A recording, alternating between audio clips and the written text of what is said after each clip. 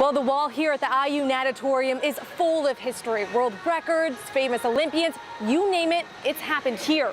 And even though the trials are happening just down the street, it's these moments that have inspired a generation of swimmers. It's been more than 2 decades since Indianapolis hosted the Olympic swim trials, but the passion for the sport never left. We've decided in Indiana we can compete not just on the national stage, but the world stage. Last year, Carmel Swim Club sent 8 athletes to the trials, 2 of them winning a spot on Team USA. Watching Drew make the team was a great moment, and then having Jake in a time trial alone in the pool, that might have been the swim of the meet. Now that trials are back in Indiana, the club hopes young Hoosiers will also get a taste of the excitement. Someone who maybe has thought about trying swimming, if they can go see the bright lights, the celebration, the spectacle, it might excite them enough to take that step. Something that inspired Maggie Mestridge when she was a young swimmer, knowing it can do the same for others. So who knows what this might start for some people. It's exciting to bring it here. And also, this is going to take a lot of work. For some perspective, this is an Olympic-sized pool. So imagine 2 of those plus a warm-up pool all inside a football stadium. It's the first time it's ever been done. I mean, I've seen them in basketball arenas, but to have it in a stadium, I think is going to be amazing, especially Lucas Oil. And the stadium can seat more than 30,000 fans. And there's a good chance a lot of them will be Hoosiers, giving local athletes a hometown boost. That's what helped us this summer with trials and with cheering on our Olympians, and we're excited for what that'll do in 2024.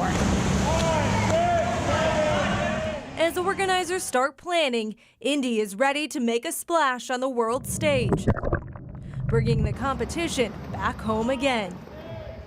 Such great news for our city. And back in 2004, Indianapolis hosted a similar but smaller event. That's right. We had the 2004 swimming championships at the field house. You might remember, in just 9 days, look at this video. Crews built a deck, fortified the walls, built the platform, added the liner, the stripes, everything, even the water. That was a lot of work back then. And this time around, the competition pool over at Lucas Oil Stadium will host 34,000 fans. Anne Marie takes a look at the huge amount of manpower this effort is going to require. This is a massive project, so let's break it down for you by the numbers. The price tag is $8 million all in. There will be a 100-person team tasked with pulling it all off. They're going to be scheduled tight in 15-minute intervals. In total, we'll see 2 pools fill the floor of Lucas Oil Stadium, one of them designated as a warm-up or practice pool. It should take about 2 weeks to build, only 48 hours to break it all down. Now, this will be the first temporary Olympic pool built in a stadium in this country.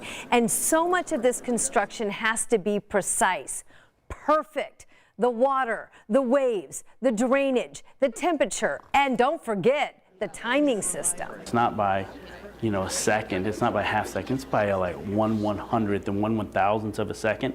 These timing systems have to get worked out and they have to get implemented.